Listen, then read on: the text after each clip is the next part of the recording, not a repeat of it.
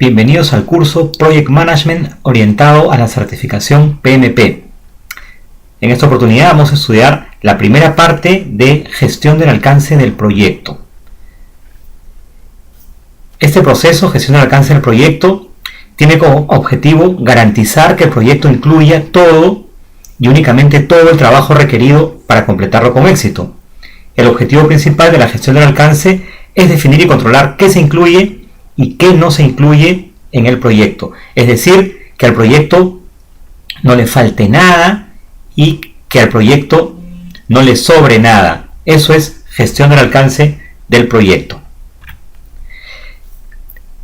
Tenemos 6 procesos relacionados a la gestión del alcance del proyecto. Planificar la gestión del alcance, recopilar requisitos, definir el alcance, crear la EDT, validar el alcance y controlar el alcance. Antes de ver en detalle cada uno de estos procesos, hagamos una visión general, un panorama previo. Planificar la gestión del alcance está relacionado a definir cómo voy a trabajar el alcance, cómo voy a definir el alcance, quién va a ser el encargado de validar el alcance, quién va a ser el encargado de controlar el alcance, cómo vamos a hacer para crear la EDT. Entonces, el primer proceso, planificar la gestión del alcance, no trabajo tanto con el alcance del proyecto, sino más bien trabajo en definir cómo voy a hacer para lograr el alcance del proyecto que yo necesito. Entonces, este es el primer proceso, planificar la gestión del alcance. Segundo proceso, recopilar requisitos. Se refiere a buscar la información relacionada a lo que el proyecto debe cumplir. Por ejemplo, no sé, el edificio tiene que ser de color azul, ese es un requisito. Tiene que tener estacionamiento, tiene que tener aire acondicionado, requiere capacidad para 50 personas. Bueno, hay diferentes requisitos. Este es el proceso más importante de toda la gestión del proyecto, recopilar requisitos. Si yo fallo recopilando requisitos, definitivamente ya fallé en el proyecto. El tercer proceso, definir el alcance, se refiere a, una vez conocidos los requisitos, describir de manera narrativa a qué se refiere el alcance del proyecto. Es escribir, hacer una documentación de a qué se refiere el alcance. Es, en unas palabras muy simples, de manera literal, ¿no? El proyecto consiste en un edificio de 8 pisos de color azul, con aire acondicionado. Con palabras, explicar de qué trata el alcance del proyecto. Crear la EDT. Crear la EDT al final muestra lo mismo que el proceso anterior, definir el alcance. La diferencia es que la EDT te la muestra de una manera gráfica, ¿no? La EDT usa lo que se llama un esquema de árbol. De manera gráfica puedes ver lo que va a entregar el proyecto. El proceso 5, validar el alcance, se refiere a que cada vez que terminas una parte del proyecto, tienen que validártelo. Tiene que venir el supervisor, tiene que venir el cliente o alguien de tu propia organización y por escrito te diga, está bien, esta parte está bien hecha. Eso es validar el alcance. Alguien me pregunta, Eduardo, pero ¿y quién tiene que validar el alcance? Bueno, depende. En el primer proceso, esto que estamos viendo, que se llamaba planificar la gestión del alcance, justamente tú tienes que definir quién es esa persona que va a validar el alcance de cada parte del proyecto, ¿no? Si es el cliente, si es el patrocinador, si es un supervisor, si es un miembro de tu equipo. Tú mismo defines quién valida el alcance al planificar la gestión del alcance. Y el último proceso, controlar el alcance, que es diferente a validar. Controlar el alcance se refiere a que a tu proyecto no le falte nada, que no le sobre nada y que se esté haciendo justamente lo que se había planificado, que no entre por lo bajo algo al proyecto, ¿no? Y si hay algún cambio, que se vaya al control de cambios para ver si es aceptado o no es aceptado. Eso es controlar el alcance, que es una tarea más del equipo del proyecto, mientras que validar el alcance podría ser una tarea externa, ¿no? Esa es la diferencia entre validar el alcance, que alguien te diga está bien. Controlar el alcance es más una tarea tuya. Ver que se esté haciendo realmente lo que debe hacerse. Bueno, estos son los procesos de gestión del alcance. También recordemos que el principal problema de los proyectos es la comunicación, ¿no? Esa es una realidad. Entonces, este proceso de gestión del alcance sirve también para comunicar correctamente cuál es el alcance del proyecto, ¿no? Por ejemplo, la EDT te sirve para, de manera gráfica, puedas comunicar cuál es el alcance del proyecto.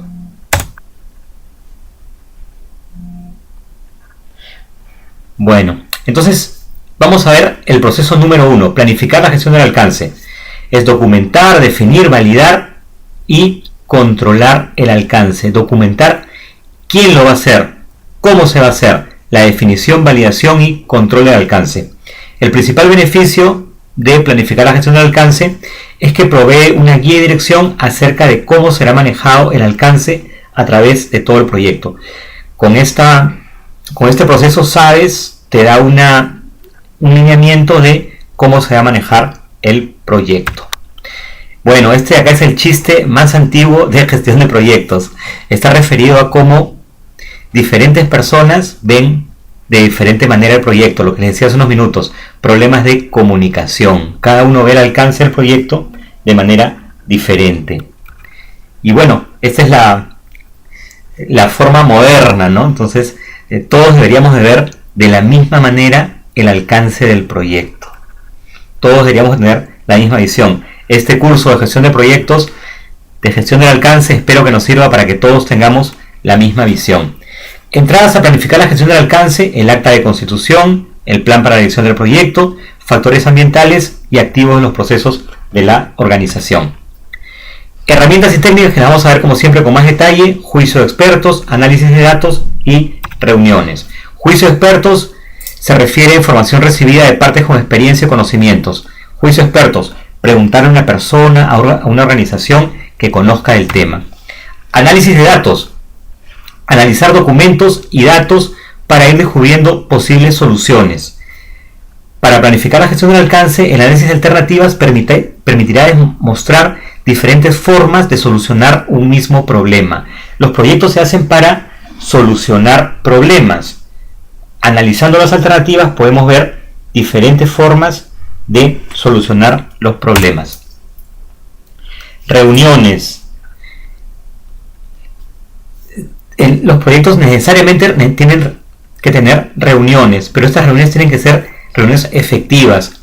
Se pueden coordinar reuniones para planificar la gestión del alcance del proyecto. Puede asistir el gerente del proyecto, el patrocinador, miembros del equipo, las personas que sean necesarias, pero siempre las reuniones tienen que ser efectivas. Salida de planificar la gestión del alcance, el plan de gestión de alcance y el plan de gestión de requisitos. El plan de gestión de alcance nos dice cómo se va a preparar el enunciado del alcance del proyecto. Vamos a ver en unos minutos qué es eso. Cómo se va a crear la EDT. En unos momentos vamos a ver qué es la EDT. Vamos a definir cómo se va a aprobar y mantener la línea base del alcance y cómo se va a obtener la aprobación formal de los entregables terminados, es decir, cómo se van a validar los entregables. El plan de gestión de requisitos registra cómo los requisitos van a ser gestionados. Te dice el método para identificar y priorizar requisitos, las métricas que se usarán, es decir, la forma como se va a medir y el fundamento de su uso. Y se definen los atributos que van a ser incluidos en la matriz de trazabilidad de requisitos que vamos a ver más adelante. Bueno, hemos planificado la gestión del alcance, hemos decidido cómo vamos a gestionar el alcance. Ahora comenzaremos con el siguiente proceso, que es recopilar requisitos. ¿Qué es un requisito? Es la condición o capacidad que se debe satisfacer o que se debe poseer para cumplir con un contrato, una norma, una especificación u otros documentos formalmente impuestos. También se le conoce como requerimiento. Al recopilar requisitos tenemos que tener en cuenta que los requisitos se recopilan de todos los involucrados, no solamente del patrocinador. ¿Para qué identificar los requisitos? Para definir el alcance del proyecto. Si tú no conoces cuáles son los requisitos que tu proyecto tiene que cumplir, es imposible definir el alcance. Por eso les decía que identificar los requisitos es como el proceso más importante. El éxito del proyecto depende de entender los requisitos. ¿Y el fracaso del proyecto de qué depende? De no entender los requisitos. Entradas para recopilar requisitos. El acta de constitución del proyecto, el plan para la dirección del proyecto, documentos del proyecto, documentos del negocio, como el caso de negocio, acuerdos, factores ambientales de la empresa y activos de los procesos de la organización. Herramientas y técnicas, estas las vamos a ver con un poquito más de detalle. Juicio de expertos, recopilación de datos, análisis de datos, toma de decisiones, representación de datos, habilidades interpersonales y equipo, diagramas de contexto y los prototipos. Juicio de expertos, lo habíamos hablado hace un instante, se refiere a la información recibida de partes con experiencia y conocimientos. Estoy recopilando requisitos, puedo llamar a un experto para que me ayude con los requisitos del proyecto. Recopilación de datos. Se pueden usar técnicas de tormenta de ideas, entrevistas, grupos focales, cuestionarios y encuestas, estudios comparativos. Veámoslas. Tormenta de ideas es una técnica de creatividad en la que se reciben todos los comentarios y todas las sugerencias sin ningún cuestionamiento o restricción. En una tormenta de ideas, todas las ideas son bienvenidas. En las entrevistas se habla directamente con los interesados, se hacen preguntas y se registran las respuestas. Las entrevistas generalmente son 1 a 1. Grupos focales o focus group. El moderador guía al grupo en una discusión más informal que en una entrevista, permite a los stakeholders y a los expertos entender expectativas acerca de un producto.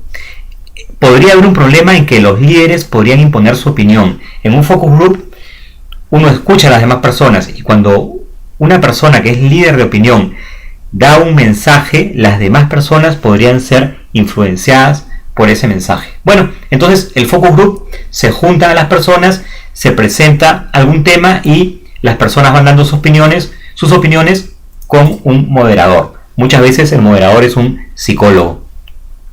Cuestionarios y encuestas. Cuando tienes millones de personas a las que tienes que recabar información, no puedes hacer un cuestionario, no puedes hacer una entrevista, entonces haces cuestionarios y encuestas, preguntas diseñadas para acumular información a un amplio número de entrevistados. También estudios comparativos o benchmarking es el método que compara las prácticas o procesos de organizaciones para identificar buenas prácticas y generar ideas de mejoras. ¿Qué es esto? Te comparas con otro, ¿con quién? Con el mejor. Entonces, no estás haciendo espionaje industrial, no, estás haciendo benchmarking, que es diferente. Benchmarking ya está escrito en el PMBOK. Benchmarking es comparar las prácticas que tienes en tu proyecto con las prácticas que usa el benchmark, el mejor. De esa manera le encontraste nuevos requisitos a tu proyecto. La siguiente herramienta, análisis de datos. Analizando los documentos y datos del proyecto se van a poder ir descubriendo nuevos requisitos que se deben satisfacer. Ojo, analizar los datos en las letras pequeñas, podría haber información importantes. Entonces, análisis de datos es buscar todos los documentos, incluyendo las letras pequeñitas. Luego, la siguiente herramienta, toma de decisiones. El PMBOK menciona votación, toma de decisiones autocrática y análisis de decisiones con múltiples criterios. Votación puede ser por unanimidad, por mayoría o por pluralidad. Y la toma de decisiones autocrática es cuando una persona toma la decisión a nombre del grupo. Recuerden, en un proyecto no necesariamente es malo que haya una decisión autocrática, ¿no? El gerente del proyecto, en ciertas circunstancias, está bien que tome las decisiones de manera autocrática, escuchando a todas las demás partes, pero el gerente del proyecto es el que toma la decisión. En un proyecto las decisiones autocráticas no necesariamente son una mala alternativa. Por el contrario, bien gestionada, una decisión autocrática puede ser una muy buena forma de tomar decisiones. También existen los análisis de decisiones con múltiples criterios. Se puede tomar, por ejemplo, los criterios de riesgo, de incertidumbre, valoración, otros criterios. Acá vemos un ejemplo de un análisis de decisión con múltiples criterios. Hay que tomar una decisión, se ponen diferentes criterios y colores para ver si cumple o no cumple. Este es un ejemplo entonces del análisis de decisiones con múltiples criterios. Representación de datos. El PMBOK menciona diagramas de afinidad, permiten clasificar las ideas por grupos afines o similares y el mapeo mental, que consolida gráficamente las ideas en un esquema para generar nuevas ideas, ¿no? Acá tenemos un ejemplo de un mapeo mental. Habilidades interpersonales y de equipo para recopilar requisitos. El PMBOK menciona como las más importantes la técnica de grupo nominal, la observación, conversación y la facilitación.